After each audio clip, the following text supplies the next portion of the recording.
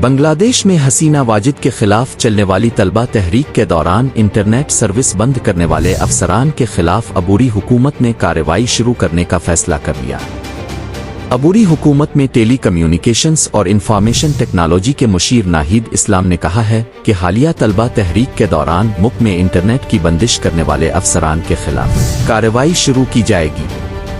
अपनी जिम्मेदारियां संभालने के पहले दिन ही नाहिद इस्लाम ने सहाफ़ियों से गुफ्तगू की और इस दौरान उन्होंने जोर देते हुए कहा कि एहतिजाजी तहरीक के दौरान इंटरनेट बंद करने वाले जिम्मेदारान को नताइज का सामना करना पड़ेगा।